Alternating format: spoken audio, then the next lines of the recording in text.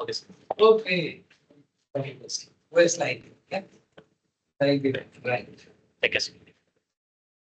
So diabetes and the diabetic eye disease. Now this is what I'm going to just basically tell you. These 9 or 10 points you need to know at the end of this lecture. One thing is what is diabetes and what are the diabetic eye diseases. Everything is in that note. You go home and read it. That note is there. That is why I sent it earlier. Because I mean, if you have those things. So diabetic eye diseases, the pathophysiology is the most important thing. Why this diabetic eye diseases occur? And then what are the important factors about diabetes and the risk factors for developing diabetic eye disease? And then we'll be talking about the symptoms and how do you screen for diabetes. And then the phases of course the diabetic retinopathy. There are three stages. Just know that, you might know that. And then the treatment, and most importantly, how to prevent. So those are the things that you need to know at the end of this session. And you go and then revise it and then see whether you know this. If you know the answers to these things, the questions are very easy. Good. So what is diabetes? Now, this is the pancreas. That is the normal pancreas. And that's an endocrine gland. And it secretes this hormone called insulin. Right? Insulin is a kind of a protein. And that what insulin does is when there is glucose in the bloodstream, it facilitates the entry of glucose into the cells. That is what insulin does. So it's secreted by the pancreas, and then it goes and it binds to a receptor on the cell, and then that facilitates glucose to go into the cell. So if you have a deficiency of insulin, what happens? What happens? It cannot go and bind into this thing, and the glucose remains outside in the bloodstream. And therefore the blood sugar goes up in body diabetes. Right? So it's just know this basic thing. And then there is two types of diabetes. One is called type 1. Type 1 is basically juvenile diabetes, occurs children kind of thing. And now always think of the person that you have in your mind regarding this, whether it's type 1 or type 2. And type 2 diabetes is the most common we get in adults. And here the insulin receptors are not working, therefore insulin is not getting into it's not working, therefore the glucose remains outside. Here there is no secretion of insulin. Two different things. The thing about diabetes is, you see, normally if it's type 2 diabetes, there is a certain amount of insulin that is. So, if you eat enough of sugar for that, the blood sugar doesn't go up. You see what I mean? When compared to the other people, they also secrete insulin, but in a lesser quantity. So, to that extent, it can basically deal with the amount of glucose. So, if you eat that correct amount, the blood sugar will not go up. You see what I mean? Therefore, it's very important that these people, the lifestyle change is very important. They can basically control their diabetes by eating the correct amount of starch or sugar stuff. So that is type 2, but unfortunately in type 1 it doesn't happen because there is no insulin being secreted by the pancreas. Two types, type 1, type 2. Got it?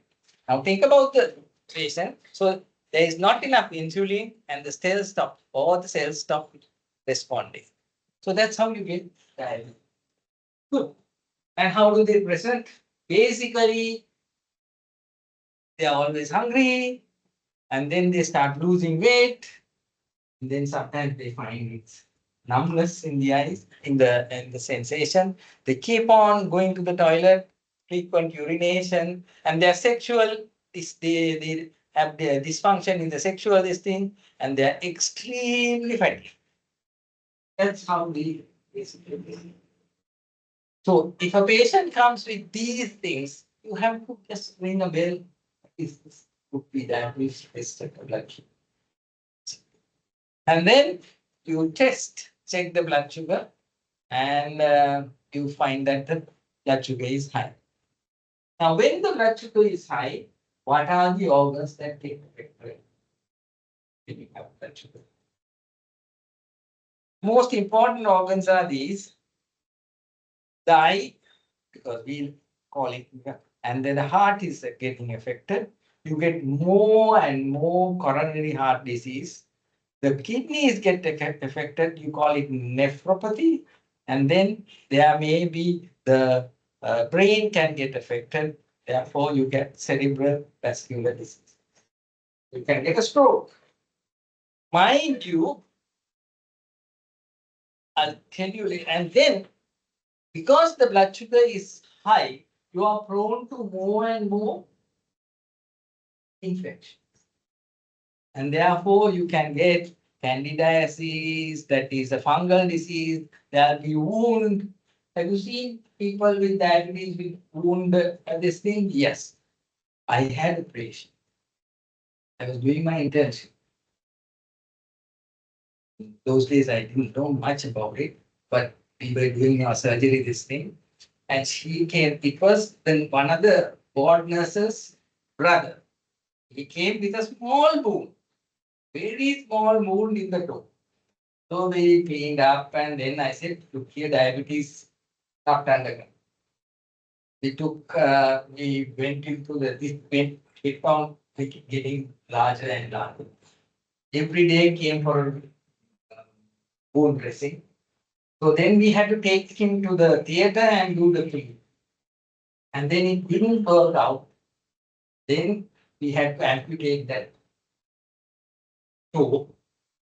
Yeah, I did that. Then it didn't stop there. It went on doing. Then we had to amputate from the ankle. The amputated from the ankle didn't work. Then we had to amputate it below the knee. And all this time, basically they were very much trusting on me because I was always with the patient. And the nurse, it's a nurse's brother. And unfortunately, even with that, his blood sugar didn't come down because he was sent and where. And then later on, he developed a septicemia and he died. So that is a very, very striking thing in my life. And mind you, they die not because of the septicemia, they develop heart attacks, silent heart attacks. Without knowing, they don't feel the pain. All of a sudden, heart stops and they die. So it's very important to know the organs that get affected: coronary heart disease, nephropathy, then CVS, and then the eye is very important. We'll talk about the eyes. And how you prevent: exercises, good healthy food, keep away from alcohol and the junk food, and basically see the doctor every. That's how you prevent. Good. Let's go. So what are the investigations to do and diagnose? You basically go asking blood sugar. It should be less than 110. If it goes beyond 150, then join the range. And we call this HbA1c, a 3-month average of this thing. You don't have to go fasting. It has to be in this range of 6 and 7. And that's very good. You can do it every 3 months. And you know exactly where it stands. And there is this 2-hour postprandial test, it should be less than 140. And we can do a glucose tolerance test. That is, you give glucose, and after 2 hours, you check the blood sugar, and it should be less than 140. So basically, I normally rely on this HbA1c, which is 3 months. You need 3 months. It is between 6 and 7. So that is the way that we normally diagnose, and these are the investigations that we do. Good. So what is diabetic eye disease? Diabetic eye disease is diabetes affects the eye. It's a microvascular disease. It's a retinal microvasculature changes occur. You know, that is the fundus. You can see that. That's the optic nerve. These are the retinal arteries and the veins. And this is the macula over here. And you can see normally it should not have these white patches or the hemorrhages. And this is basically a diabetic retinopathy. Now, the problem occurs in the small capillaries in the retina. So it's a microvascular disease. So that is the pathology. That is the pathology that causes diabetes. It occurs microvessels, that means small blood vessels anywhere in the body. If it occurs in the peripheral nerves, you get peripheral nephritis. If it occurs in the kidneys, you get diabetic nephropathy. If it occurs in elsewhere, again you get this. If it occurs in the heart, again it's all vascular problems. And by the way, how will a patient complain of what happened? How will they lose vision in a diabetic patient? One is they will develop diabetic retinopathy. And if it affects the macula, you get diabetic maculopathy. So that way you lose vision. The other thing is when the blood sugar is high, it causes changes in the lens. And the lens becomes swollen and you can develop cataracts. So these are the two ways that you will lose vision in diabetic. One is maculopathy, retinopathy, and the other thing is cataracts.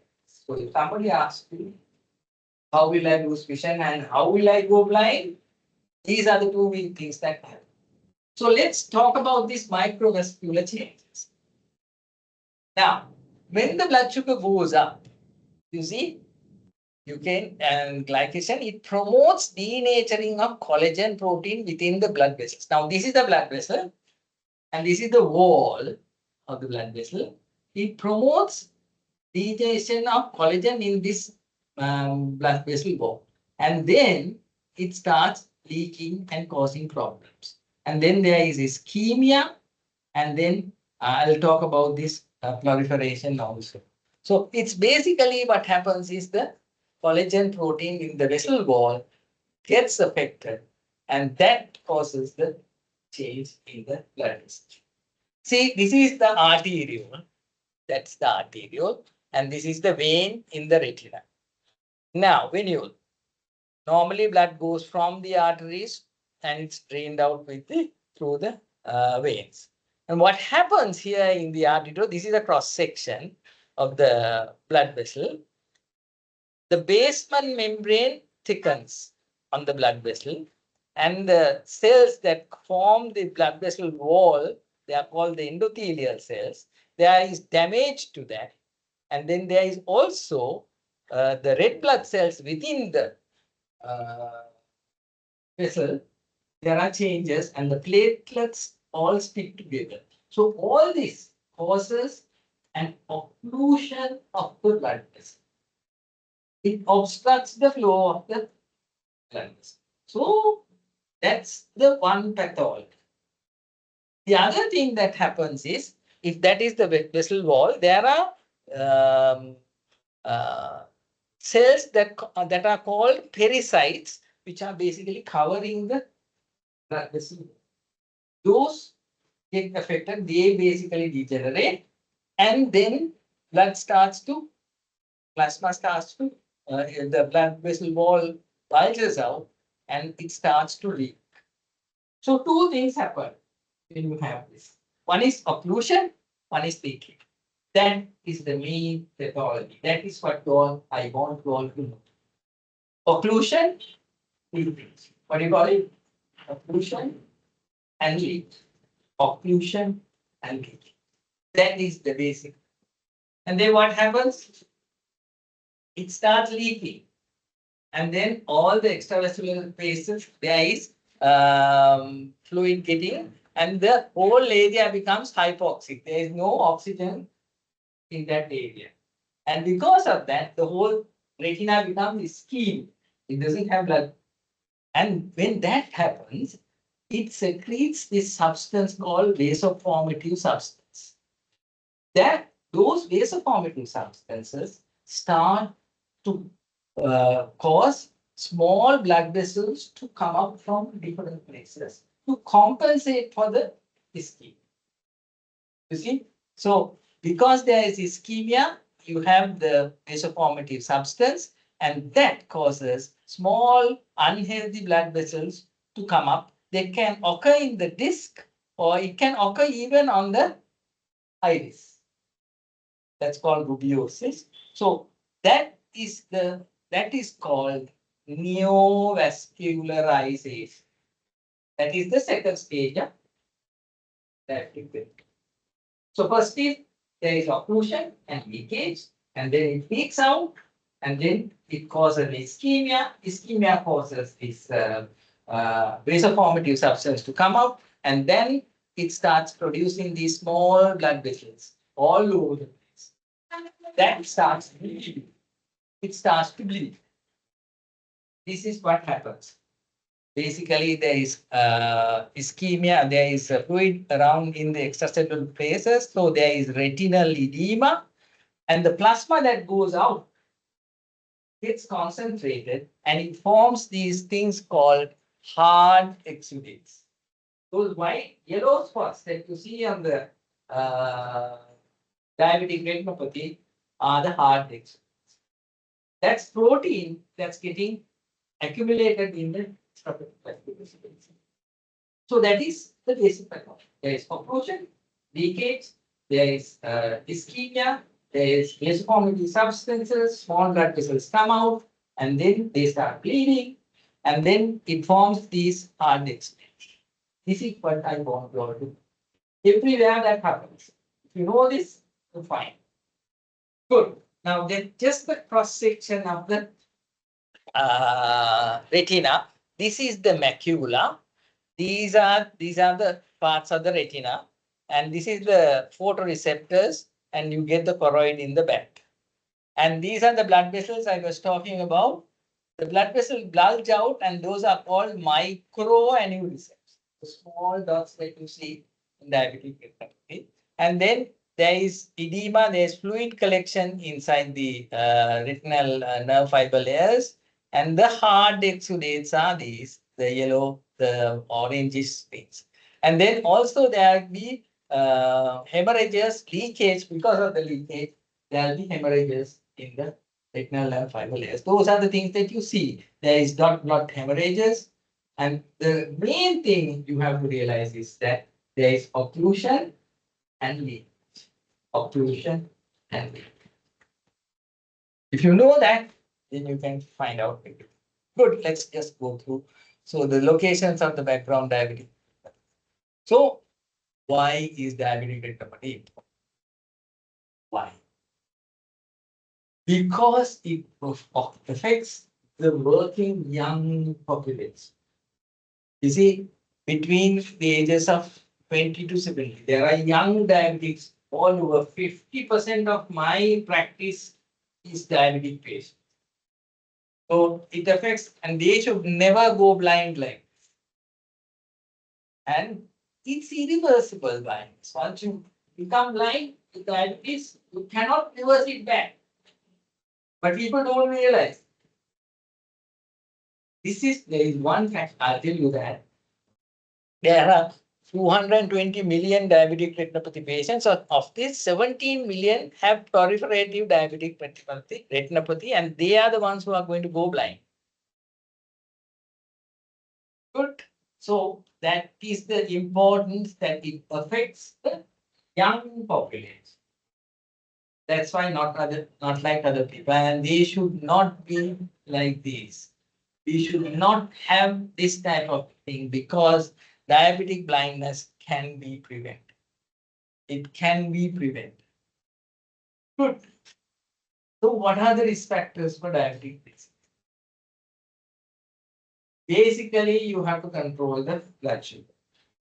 Either the diet, either the drugs, exercise, any of those things will bring down. I tell all my patients to walk. Walk 15 minutes a day, the blood sugar goes down like that. So it's important to control the blood sugar levels and the duration of diabetes. Mind you, if you are diagnosed with diabetes, it takes about 5 years for you to develop diabetic retinopathy. So from the time you are diagnosed to the time you develop diabetic retinopathy is 5 years.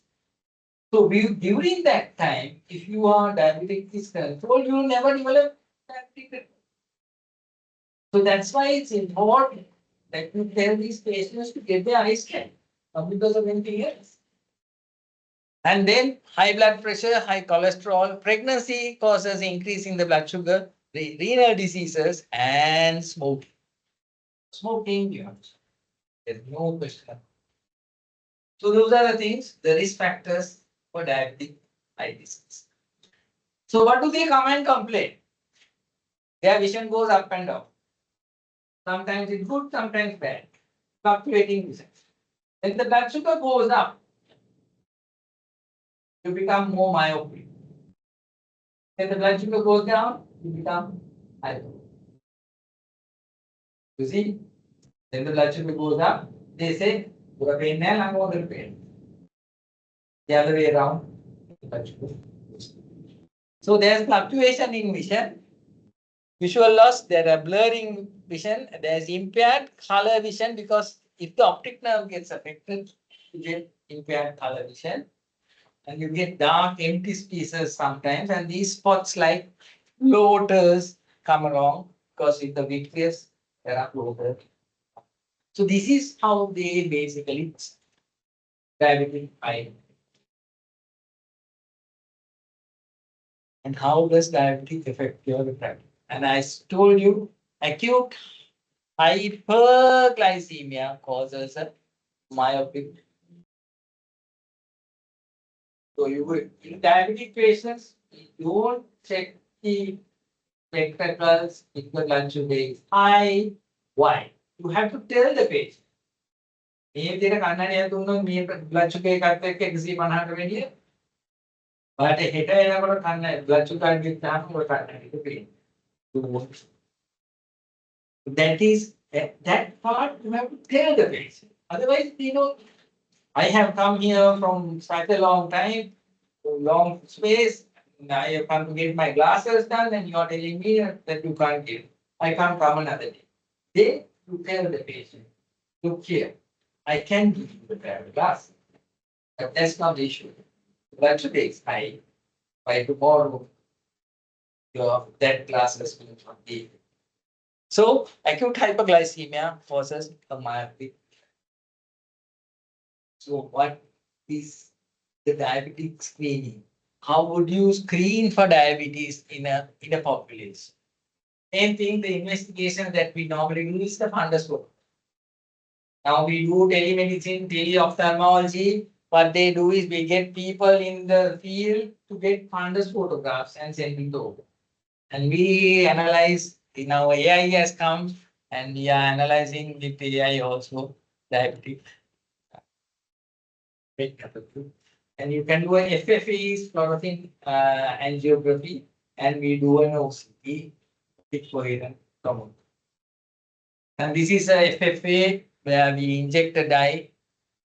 We have been doing this for a lot of ages, and these are areas that are leaking from the vessels, and that's the macula is of course not affected.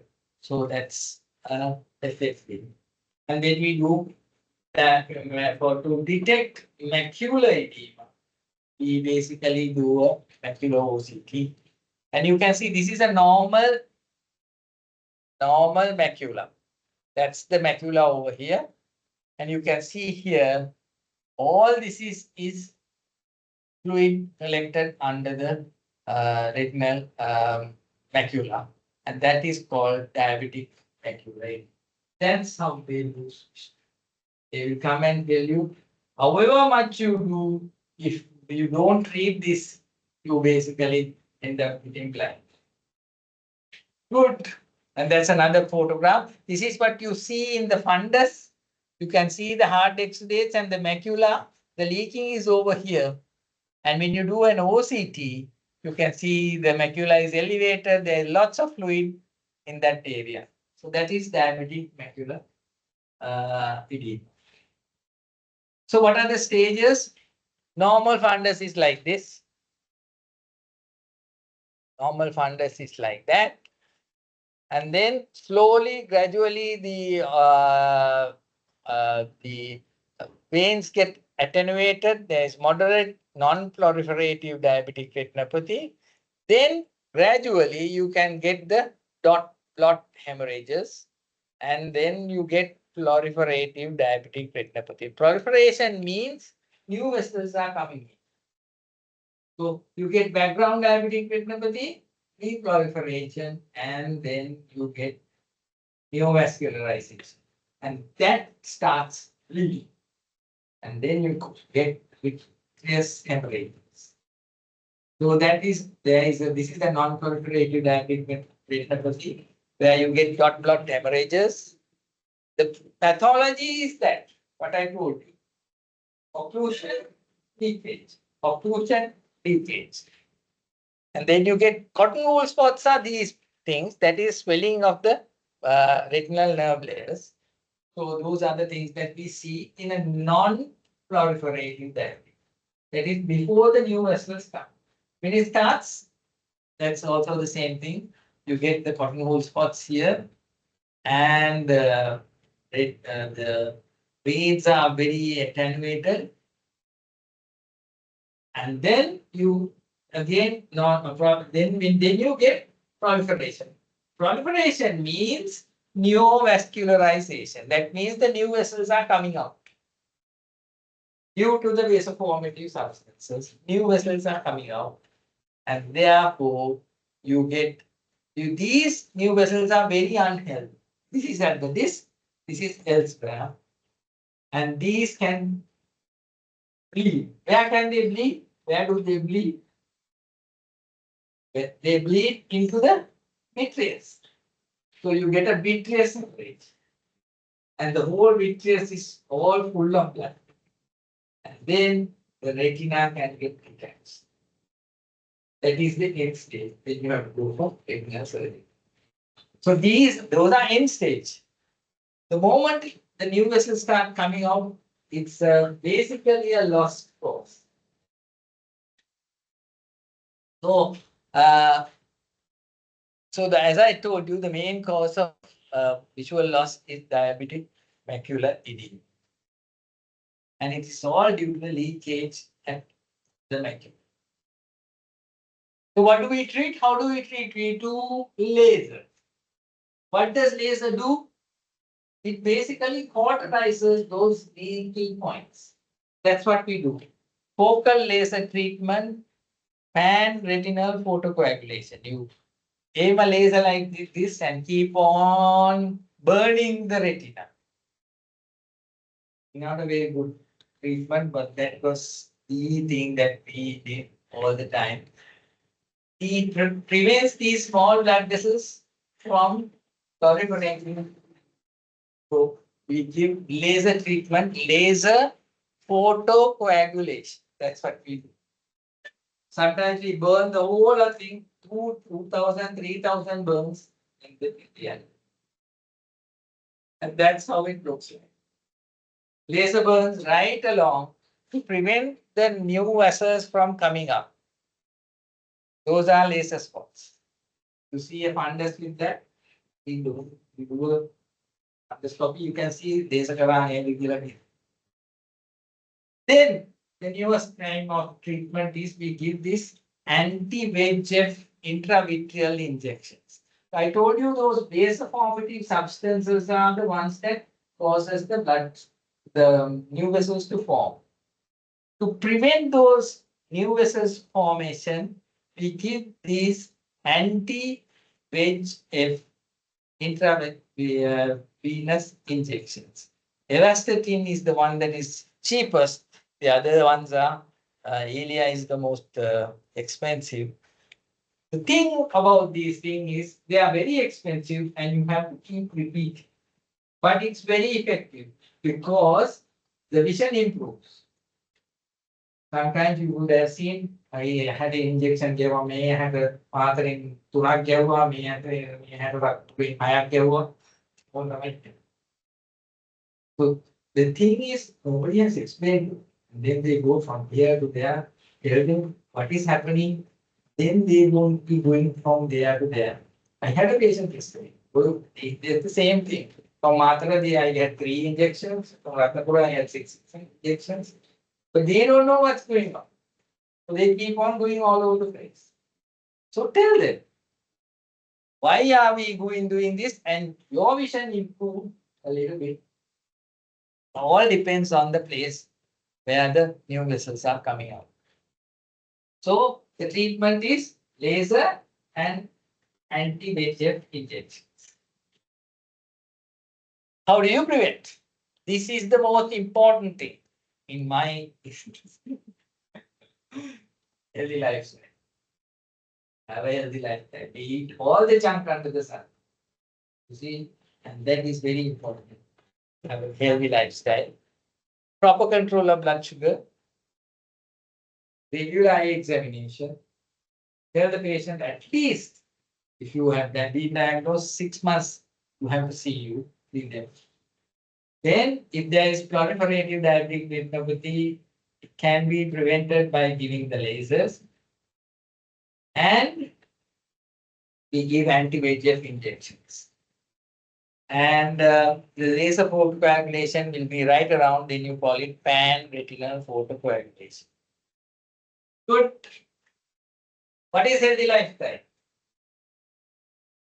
Eat healthy food. Basically, I tell all the patients, yellows and greens are good for your eyes. Yellows and greens. Stay active. Tell them to walk at least 15 minutes a day. And then sleep with this. Everybody sleep like this. Yeah. On this, the night, they break rest, not because of anything else.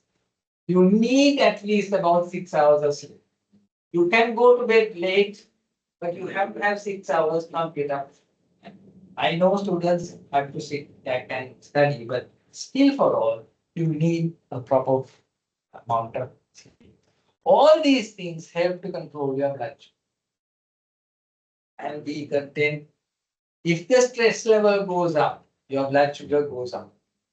හැමෝම කියන ඇවිල්ලා මම හොඳට කෑම කනවා exercise කරනවා බෙහෙත් ටිකක් ගන්නවා වගේ blood sugar එකක්. The reason is that they have so much of family problems, so much of work-related problems. Their stress level is so high, and moment your stress level goes up, there is a hormone called cortisol that comes up, and that will bring up the blood sugar again. So it's very important to have time for yourself, be content with what you have, and those are the healthy lifestyle: food, active, sleep, and be content. So these are the things that I want you to know. So what is diabetes? Tell me, what is diabetes? Diabetes is a disease caused by insulin, either insulin going the deficiency or the otherwise. And then what happens if your insulin goes up? There are people who have high insulin. What is the disease that happens? What will happen if the insulin goes up? There is low lot of insulin. What happens to the blood sugar? If the insulin is low, blood sugar goes up. Right? The insulin is high. What happens? Sugar goes down. That is called hypoglycemia. Hypoglycemia can occur. There are small tumors in the pancreas that can secrete a lot of insulin. My mother had it. So she had to take uh, glucose every 2 hours. Otherwise, the blood sugar goes down. So that's the opposite of diabetes. So diabetes is that. And what is the diabetic eye diseases? I told you about the diseases and the pathophysiology. What is it? Pathophysiology? Occlusion, leakage. Occlusion and leakage. And why is it important? Because 42, it affects the younger age. And the risk factors I told you about, the blood sugar level, the hypertension and things like that. The symptoms, we have fluctuation of blood sugar vision. And then how do you screen? You take fundus photographs. And then the phases, the background diabetic retinopathy, the creative diabetic retinopathy. And then we treat with laser and what? Anti-VEGF. And how do you prevent? And the lifestyle. Yes. Good. And the diet, sleep, and this being content. So this is what I want you to know. Always think of the patient who thought the victim. What am I going to go and tell them with this? And that is diabetes. Are you all tired? You want to get a break? Yes. 5 minute break, you want? Or do you want me to go to the other? So we did about insulin and diabetes. And then we are going to go into this. You want a break? Yes. Carry on. Okay. Go and come. What time is it? 9:11 p.m. It takes about 40 minutes for me. You want to continue? You want to break? Break? Yes, go ahead. So how many of you all are basically from Colombo or station? There, Colombo. Bandara. Bandaravilla. Oh, wow. Good. Have you been here? Good. Where about in MBA? MBA PTA mother, you have. Now we mind. Apa here? Good. Mother. Good. LPTA. Oh, class. Colombo. Colombo. Colombo. Colombo. Where? Okay. Okay. Ah, Balaji. Wow. LPTA. What? Oh, everybody is from out. Very good. It's beautiful outside Sri Lanka. That's why I say, no, there is no. Where do you think this is? Any idea? Have you seen any rocks like this? That is actually the Nakas Lakes. And where do you think this is? Any idea? One of my favorite spots. I go to go. I do a lot of community area. So I go to all the places. This is actually Dimbulagar. Dimbulagala rock, and this is the lake just behind that. On top of the Dimbulagala rock, there is ruins of a university. Those days there was a university, a big university on top of that. In fact, the king of Burma, the prince of Burma, came and studied there. And once his father died, so you can imagine the amount of literacy, the academic work we had done. It's a beautiful place. We go behind the near the lake. You know where Diploma is? Of Polonnaru. Okay. They had the family of Polonnaru that day. Yeah, Manapati go that way. There is a monastery over there. I did a school like a program, covered all the schools. This was some time. So it's a beautiful place. You all are from beautiful place. Are you okay? Shall we continue with the other one?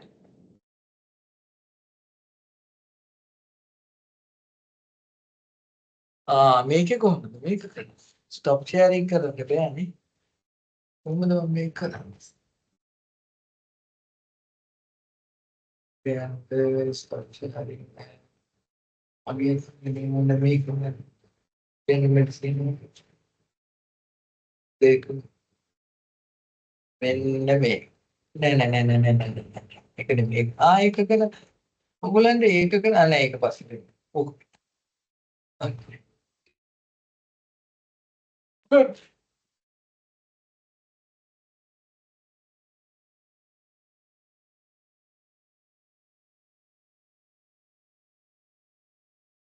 හරිනේ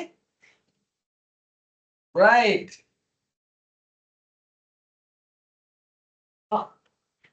මේක I just found it from one of the posts ඔබට කිසි විටක ඔබේ ඇස් විවෘතව පවතින විට කිසිමක් පිට කිරීමට නොහැක. Did you know that? ඒ ඔබේ ඇස් ඉදිරියට පැනීමට තරම් පීඩනයක් ඇතිවන්නේ. Whenever you basically sneeze. But that's what do you think of that? What do you call that? Exophthalmia. Good. You know this lady? Ever heard? She is a very famous American talk show lady who also had her name is she has lots of talk shows. She's very popular and over there. And she had thyroid eye disease. That's why I am. What is the thyroid? Thyroid is a gland which basically is in the wrapping the gullet just over there, and that is the trachea, and it's basically an endocrine gland which has a shape of a butterfly. Right over there. It secretes thyroid. Thyroid is a hormone which basically affects your metabolism. Your heart rate, your everything occurs due to this thyroid. So how is the thyroid gland function? This is our pituitary gland in the brain. The pituitary gland secretes a hormone called thyroid stimulating hormone, TSH. And then that basically stimulates the thyroid gland. When it stimulates the thyroid gland secretes two hormones, the same hormone, that is thyroxine, T4 and T3. So this is the side thyroid. So pituitary secretes TSH, that stimulates the thyroid, and the thyroid produces thyroxine. And that's how it goes. When there's too much of thyroid, it goes and inhibits the pituitary and less TSH is formed. Therefore, it regulates the thyroid cell. That's how we do. TSH, T3, T4, thyroid. Got it? Good. So the biochemistry of thyroid is that ESH, right? in hyperthyroidism, that means the thyroid hormone is much elevated. Thyroid hormone is much elevated. It goes and inhibits the TSH secretion from the pituitary. Therefore, the TSH level goes down. In hyperthyroid means when the thyroid level goes up. Thyroid level goes up, it goes and inhibits the pituitary, and the pituitary secretes less TSH. So we normally do blood test to check TSH and thyroid. In that, if the thyroxine is up and the TSH is down, we call it hyperthyroid. Thyroxine may. And then when you have lots of thyroxine, thyroxine basically affects the heart rate, it affects the metabolism, your metabolic rate goes up, you feel very agitated, you start sweating, and lots of you lose weight, and that type of thing happens when you have high thyroid. Same thing occurs when the thyroid level goes down. Thyroid level goes down, it stimulates the TSH to secrete more TSH, therefore the TSH level goes down. And that is called hypothyroid. Hypothyroid patients are very lethargic. They sit back, they don't sweat, they feel the cold too much, and that type of thing. So the metabolic rate goes up, then the thyroid goes right up. Metabolic rate goes down when you are hypothyroid. Got it? So, thyroid eye disease is an autoimmune disease. That means the body, normally we have immunoglobulins that protect the eye. And they basically attack any foreign invaders into our body. Sometimes we produce antibodies which affect our own glands, and those are called autoimmunoglobulins, and they go and attack the thyroid gland, and that starts secreting. There is infiltration of extraocular muscles and lymphocytes into the and glycosaminoglycans, and there is swelling. All the tissues swell up, and that leads to proptosis and limitation of height. Let's go through that. So this is the these are muscle fibers, and then there are glycan. There is edema around the muscle fibers, and that is what happens in thyroid eye disease. And in thyroid eye disease, there is expression of insulin-like growth factors, which basically come and attack the receptors on the thyroid gland, and there is collagen production. And what happens here is that this is the globe, the eye, and these are the extraocular muscles, and they become swollen. Because they are swollen, the eye shuts up. That's why you call it exophthalmos. And then see the muscles are swollen, and it becomes inflamed, and you get redness. And that the thyroid eye disease occurs in two phases. One is the inflammatory phase. The whole thing gets swollen and the eyes pop out, and that is called the active phase. And there is swelling and there is damage to these things, and it can impinge on the optic nerve, and the vision can get affected. Then it goes into a very inactive phase, and then the disease basically stops and the tissue damage comes the same. So there is an active phase and a passive inactive phase. So the natural history of thyroid eye disease can be described as an active phase, where there is increased sensitivity, and the eyes basically jut out. Normally, the upper lid, where does the upper lid lie? Its upper lid lies on the limbus. But in thyroid eye disease, the eye pops out and the upper lid Basically, when it goes up, and you can see the sclera above the limbs. So you get a proptosis, a jutting, protruding eye. That happens when there is activity of the thyroid toxicosis, we call it. And this is what it looks like. You can see normally the upper lid is like that. Here in thyroid eye disease, the upper lid is retracted, there is swelling in the soft tissues, and this is classic hyperthyroidism. So there is pain,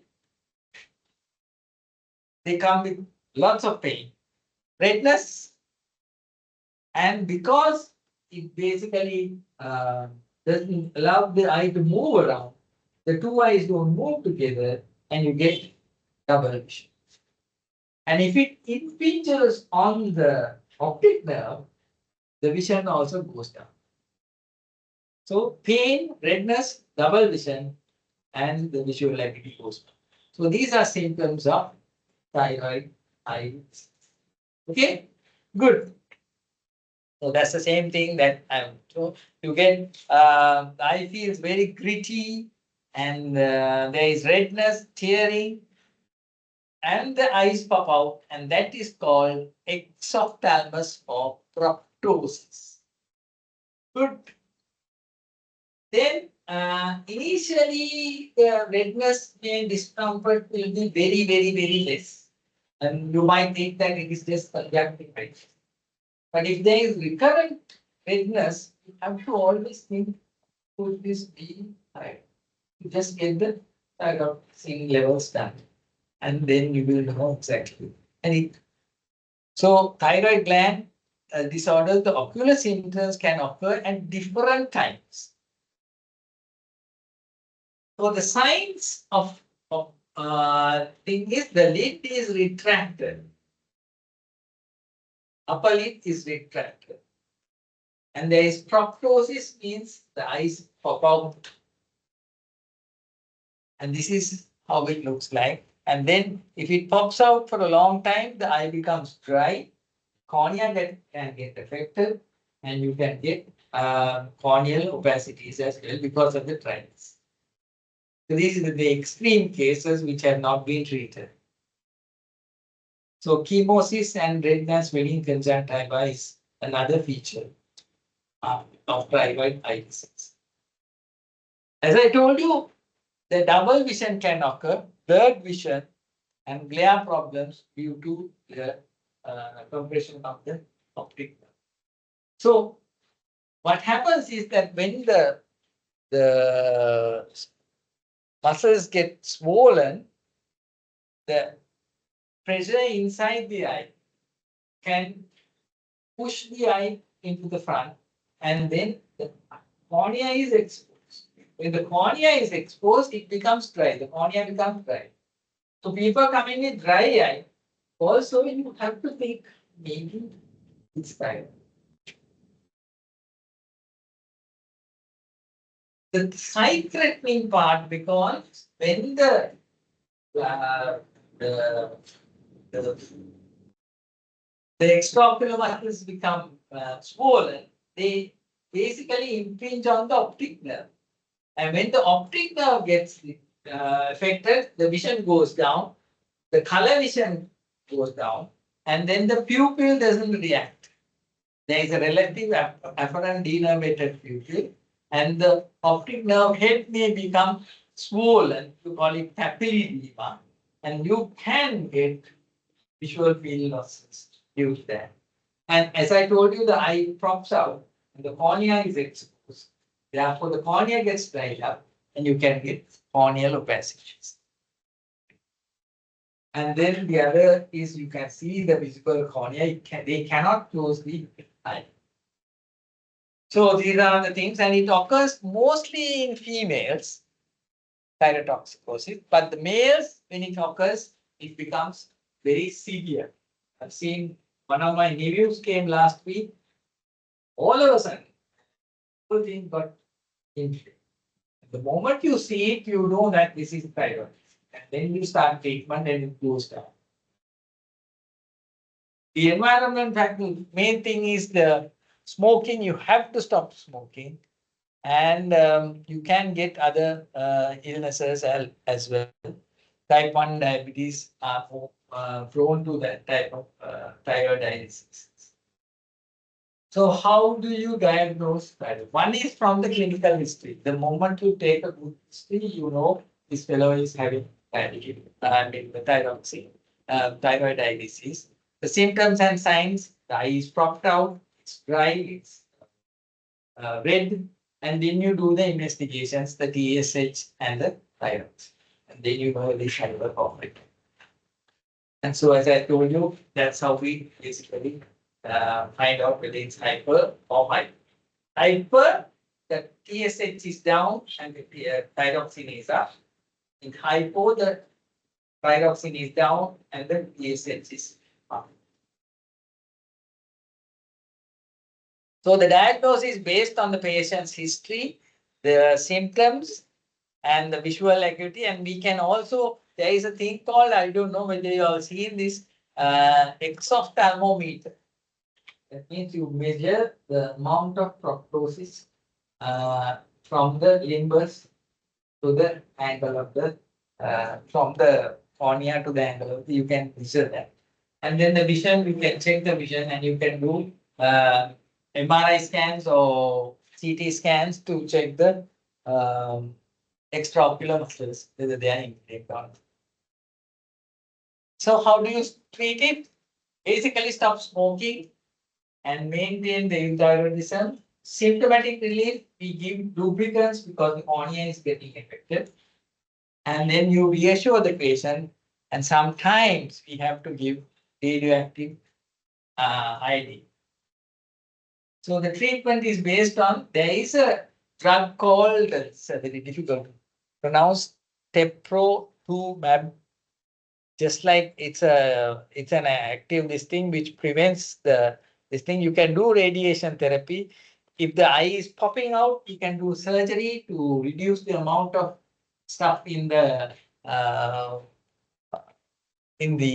orbital cavity. Then we give corticosteroids.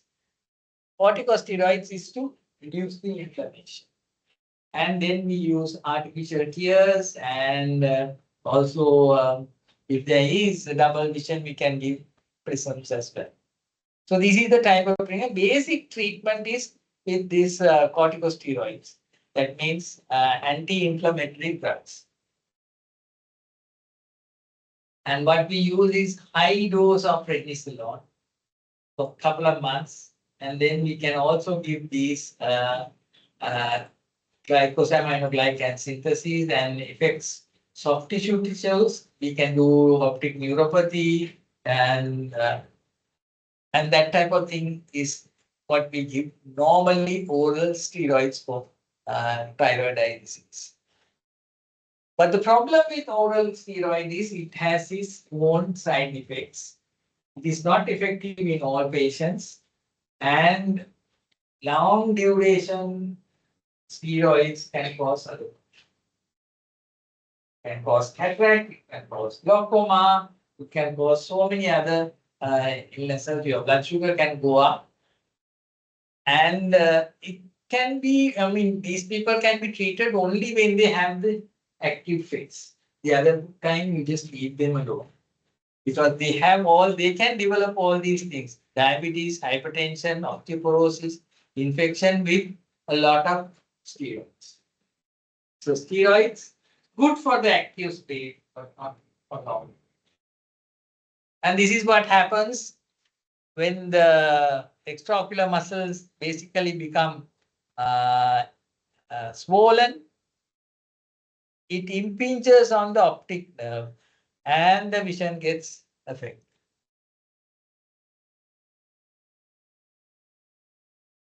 So the immediate treatment is to basically, if there is optic neuropathy like that, you can give intravenous methylprednisolone is a steroid. And if it's not working, you can go into surgery to remove certain parts of the contents of the. And if there is dry eye and the cornea is drying up, you give lubricants. So there are stages, in the early stage, you tell them the main thing, stop smoking, and there is mild thyroidism, you just wait, you don't do anything. But when there is severe thyroidism, we give the immunosuppressive drugs, and then if there is, you can go in for surgery, and if there is side-threatening thyroid eye disease, we give methylprednisolone and decompress. So, thyroid eye disease is basically a self-limiting disease. It goes on for about 1 to 5 years. Once it's stable, you don't have to do, and the long-term vision depends on successful treatment and the early stage. So that is, in summary, what thyroid eye disease is. There is immune systems that attack the thyroid, and that starts producing the the extraocular muscles get swollen up, and there is content gets, and there is proptosis. The eye gets pushed into the front, and you can see these proptosis, and you can see the get double vision as well. And we measure, you can measure it, and it's basically clinical diagnosis that we depend on. And the treatment is with corticosteroids and supportive care. Good. That is about it. Just to remember that there is a person within those painful lines. That's what my guru Sita says. Good, good, good. You know where this is? Mahakanadara. And you know where this is? Nintale, Kanudiyapu. Good. I think we are done, but I can just show you this. How do I get out of this? Out entry. And I go where?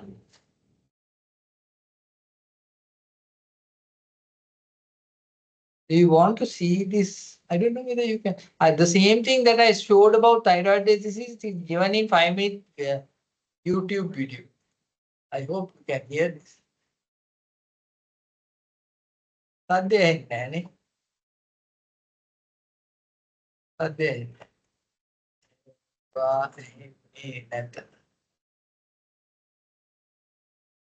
the same thing that I told you, there is an active phase, and it's there for me. So thank you very much. What about these gentlemen? Yes, okay, thank you. Basically, the white part, I have given the link for this video. Just go and play it on and see. You will get some idea of thyroid diabetes. It means something in any. That may be. Making any, maybe I don't think that it's. So it's just to basically tell you that the same thing that I was been telling, signs and symptoms, proptosis, and you see, when the eye becomes very inflamed and it becomes dry, we cannot close the eye. Therefore, they basically complain of brittleness. And then you can see double vision and blurred vision. And in severe cases, the eye pops up. And that's a spot diagnosis. The moment you see the upper lid basically going up, refracted, and you can't miss it. As I said, it's more severe in males, but in females, it's very subtle.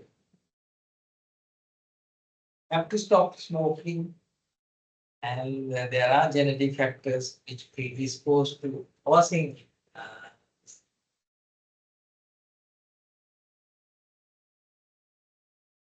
Good.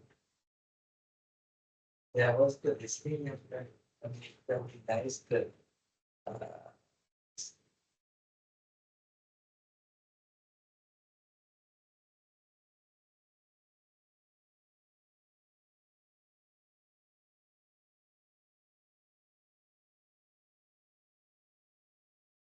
it is an autoimmune disorder.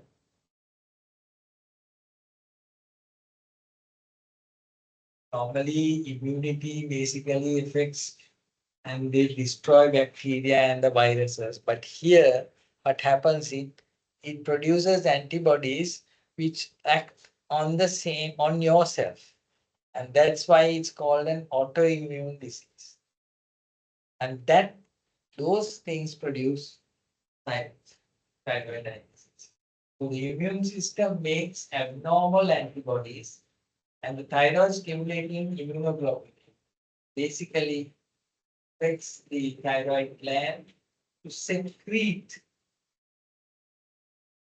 lots of thyroxine, and then you have this collagen coming in and then swelling the extraocular muscles, and that causes proptosis.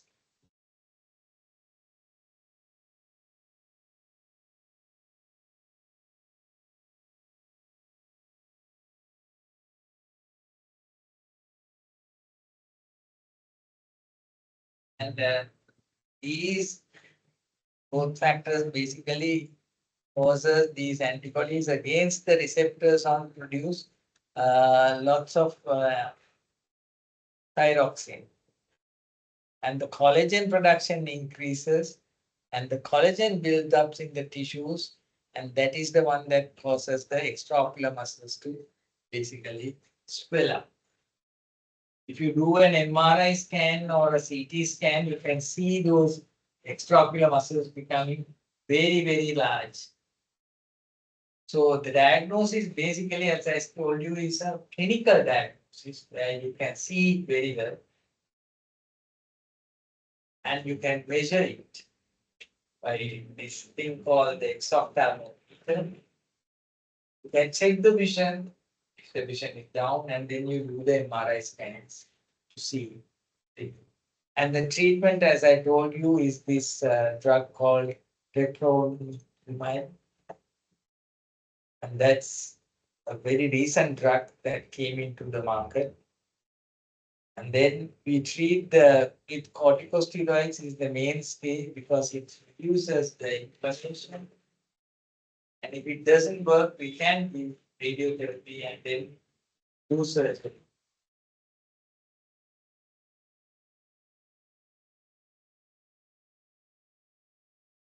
And if the cornea is getting dried up, we give artificial tears.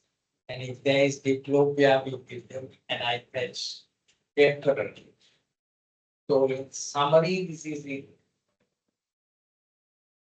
produces an antibody against us. It causes inflammation and damage, and the collagen synthesis increases. The extraocular muscles becomes swollen. The eye signs are the most important thing, and the diagnosis is that, and we treat with mainly corticosteroids, surgery, and supportive care. That's it. Good.